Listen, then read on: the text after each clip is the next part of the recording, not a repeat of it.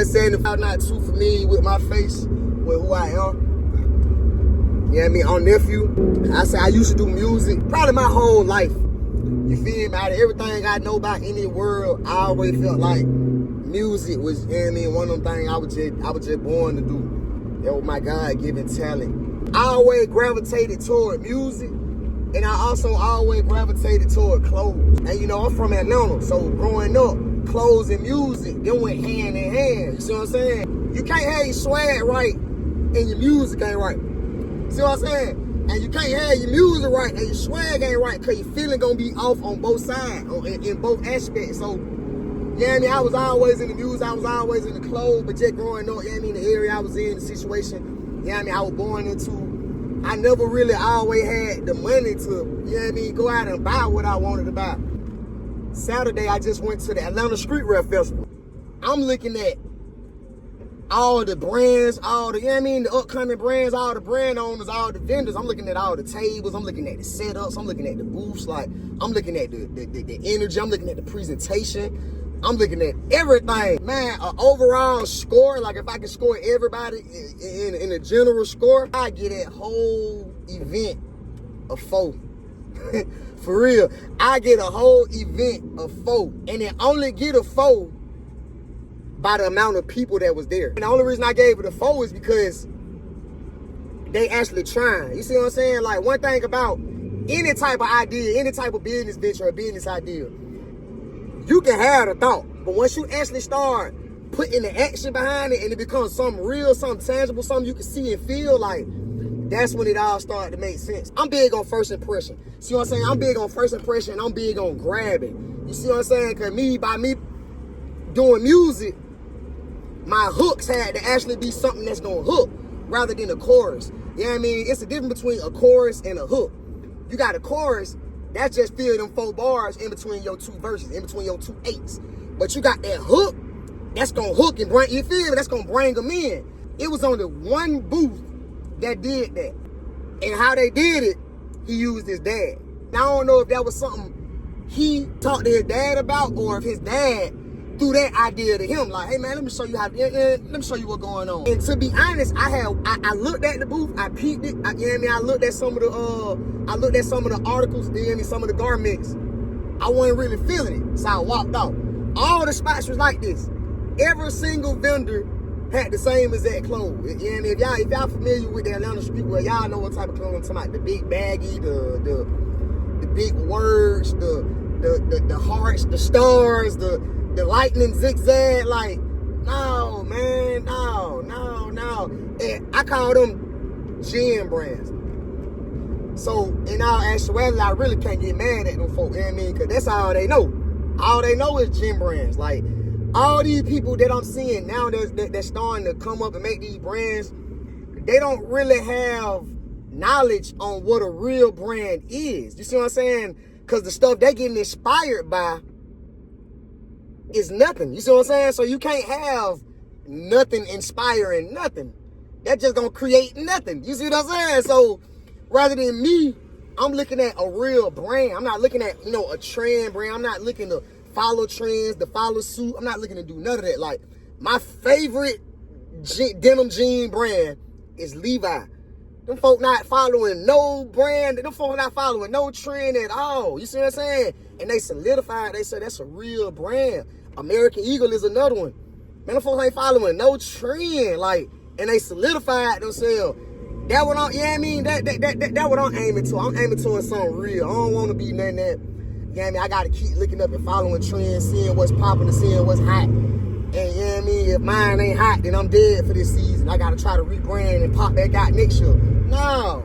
I want to have something that's my official brand, my official product, that when folks see the name Pressure Proof and they see my product, oh man, that's, yeah, I know what that is. I know what that is. Like Supreme. You can see the Supreme, just the colorway. You know what it is. Gucci, you know what it is. Louis Vuitton, you know what it is. You see what I'm saying? Like, that type of stuff. Rather than Hellstar. Hellstar, to be honest, I'm just jumping out and keeping it on. To be honest, Hellstar is what all these upcoming brands are looking up to. And that really ain't even nothing. So I just say all that just to circle back around to, you know, my first comment. The only reason that I was able to be hooked at that booth was his dad. And that's because he hollered at me. Hey, big dog, well, he ain't say big dog, that's my word. I mean, I always say that, big dog, but hey, man, you will go ahead and check out, hey, man, can you come and check out what we got going on? Don't be scared. Yeah, I mean, he said all that. And when he first started talking, like, it really ain't grabbed me in. It was don't be scared. Yeah, I mean, he said, don't be scared. And like, big dog, what you talking about? Nah, walk in, you feel me? It was like just that one word subconsciously to hook me in. Like, don't be scared, man. What you doing? Man, let me see. You feel me? Then I started looking around. Okay, cool, okay. I like this. And then I was actually able to ask questions. You know, I get hot quick. So right now, like, well, I just got out work, so that's why I got this hoodie on. And I work in a cooler and a freezer warehouse, but it's hot outside. I get hot quick. So around this time, I'm looking for the short shirts and the short set. So that's really what I was looking at when I was, peeking through every booth, every vendor. I was looking for a shirt and short set. Like, when I walked into the door, into the facility, that what my mind was on. Oh man, I gotta find me a shirt and short set. You know what I mean? Cause it's gonna be hot. As I'm walking around, I'm seeing nothing but hoodies and sweatsuits and beanie hats and skull cap. I'm looking like, man, nah, man, y'all way out the season. So that's another thing I'm seeing. Like, when you really analyze and you see what's going on, you can see what a lot of brands is, they shortcomings. You see what I'm saying? And I think that's crucial and critical for when you first starting off your brand. You got to do your research. And I mean, like, real research. Don't just look at this brand, look at that brand, look at this brand. No, look at this brand, really analyze. Like, speaking for example, if we talking about Instagram, scroll all the way down to the bottom of their Instagram. See what their first couple of posts was looking like. You know what I'm saying? Like, over time, you should be able to see the progression. And that's the type of stuff I like to see. Like, I like to see what the quality or, you know, what they had going on from when they first started to in the middle to what they just most recently posted. So that kind of give you an idea on, you know, what steps to follow and what steps not to follow. You see what I'm saying? What steps to skip over. The customer service got to be superb. You see what I'm saying? And it got to exceed everybody else's customer service that's around you. So that way you always coming out on top. So in this sense, Unc was the only one doing that. Like I said, Unc was the only one that did that. Dad was the only one, hey man, come check out, hey man, you know what I mean, hand in hand. So out of all the vendors that was in there, that one vendor was the only one that I went into. You see what I'm saying? Because everybody had the same designs, the same big shirts, the oversized and overhang in the back. Everybody had that. That ain't my flame, man. That ain't how, man. I don't play. I don't pee. All that big dragon shit, man, that goofish. All that G, not G at all. I'm P. You see what I'm saying? I'm P. I like my shit fit player. Like, yeah, I don't like no, man, no. So I just say that, like, Unc did his thing, man, you know what I mean? And that's one thing that I can see just from analyzing, you know what I mean? When I went around, I made all my mental notes from everybody that was in there. Unc was able to put whoever he was, I don't know if it was his uncle, his dad, his partner, anybody.